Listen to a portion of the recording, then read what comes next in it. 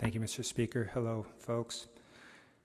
This amendment serves to broaden the definition of what a medical emergency is for the exemption that would allow a life-saving abortion.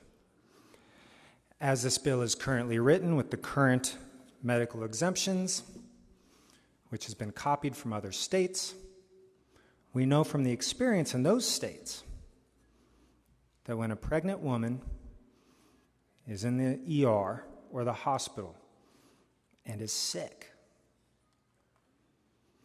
and doctors know that she needs to terminate that pregnancy if she's going to survive, the women receive delayed care, sometimes dangerously or fatally so, because the doctors are worried about breaking the law and losing their license. Sometimes the woman is allowed to get sicker and sicker. I can tell you as a general principle in medicine, if you have somebody who's sick, you want to take care of them before they get sicker because your chances of keeping them alive go down. You don't wait till they need a ventilator.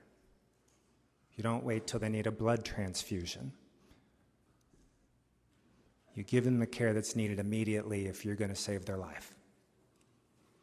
This amendment broadens the definition to take care of women who are also suffering from mental illness, which may include suicidality or substance abuse.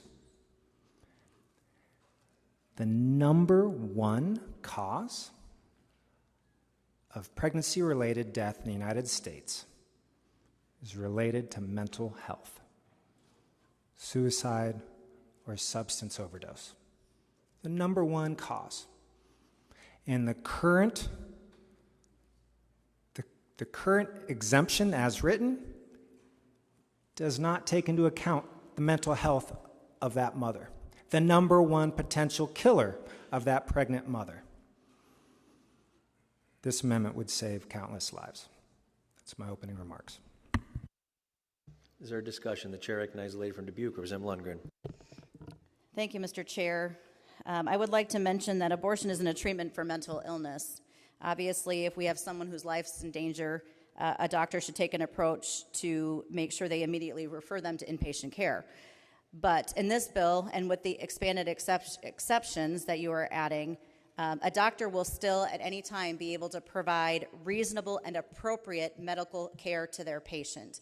And I think it's important to understand that the appropriate care is still under the doctor's judgment. And with that, I would ask our body to resist this amendment. Seeing no further discussion, the chair recognizes the gentleman from Polk, Representative Baeth, for closing remarks on Amendment H1370. With all due respect,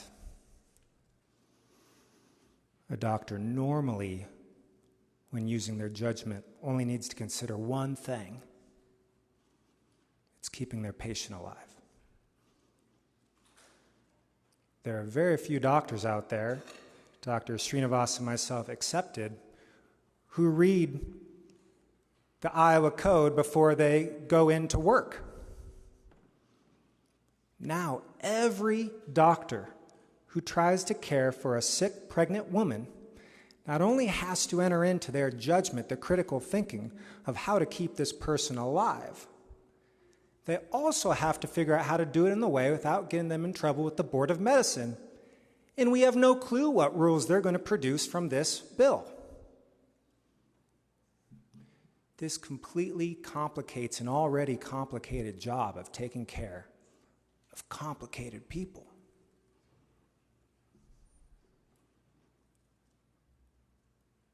You cannot legislate the practice of medicine.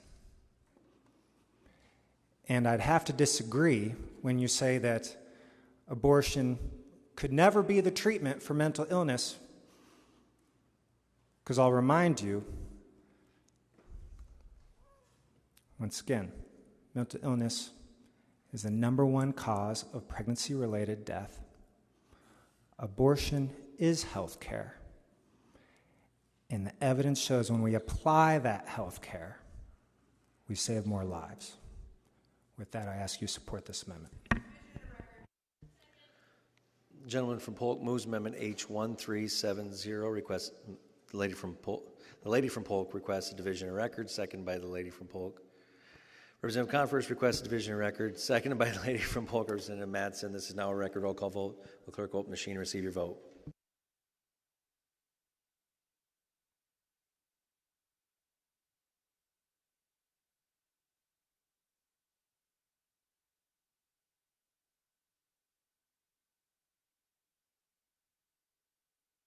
Have you all now voted? Clerk, close the machine. The House pay attention to results of the vote. Those voting aye, 33. Those voting no, 57. Absent or not voting, 10. The amendment has failed.